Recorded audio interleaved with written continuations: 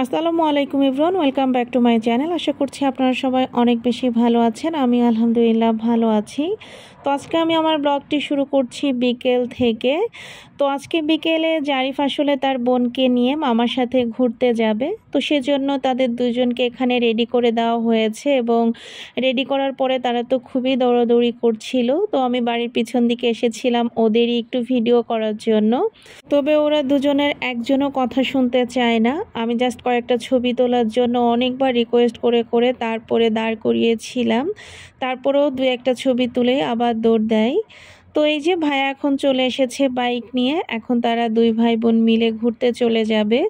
তো আমার বাবাটা কিন্তু এখন অনেক বেশি চালু হয়ে গিয়েছে, বাড়িতে এসে সে একা একাই বাইকে উঠে যায়। আর এদিকে আমাদের মামুনি তো সামনে বসে, সে তো মহা খুশি।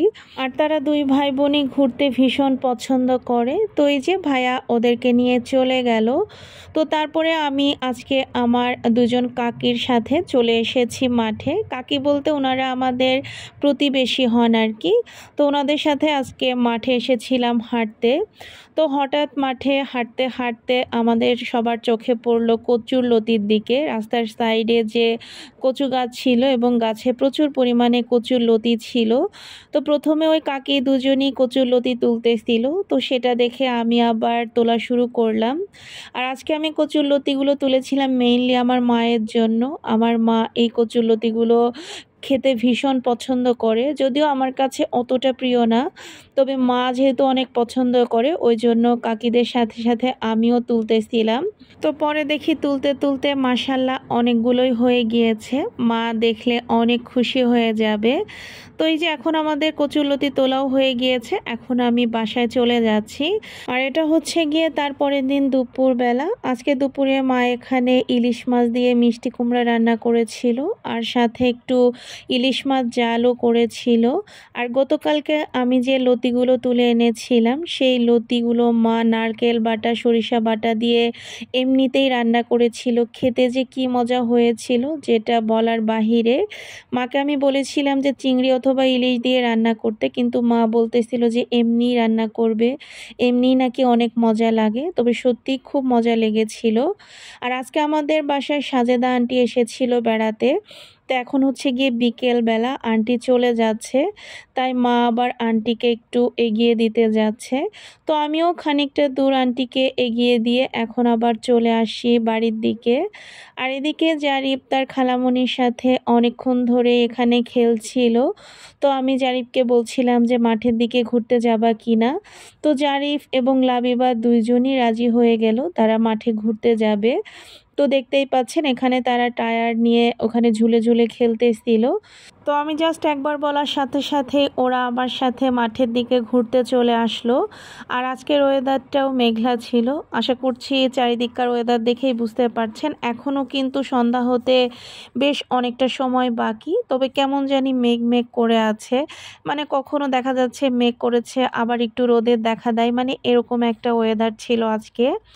তো এখানে আমাদের এলাকার একজন আঙ্কেল ছাগল নিয়ে হেঁটে যাচ্ছিল, ওনার অনেকগুলো ছাগল। তো উনি প্রায়ই এই ছাগলগুলো নিয়ে মাঠের দিকে আসে, আর আমার ভিডিওর মধ্যেও মাঝে মাঝে চলে আসে। তো আমরা হাঁটতে হাঁটতে অলরেডি ব্রিজের এখানে চলে এসেছি। আর এদিকে আফরা মামুনিকে আমরা আসার সময় নিয়ে আসিনি, সে বুঝতে পেরেছে যে আমরা কোথাও ঘুরতে এসেছি।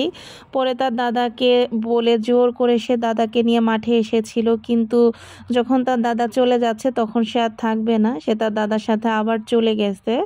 আর আব্বা আসলে বাড়িতে যেভাবেই ছিল ওভাবেই ওকে কোলে করে নিয়ে এসেছে, ওনাকে অনেক কান্নাকাটি করছিল এদিকে আসার জন্য।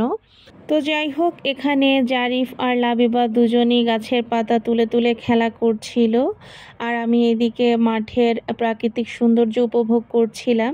কিছুক্ষণ আগেই কিন্তু আপনারা দেখছিলেন যে মেঘ করে আছে, আর এখন কিন্তু আবার রোদ উঠে গিয়েছে।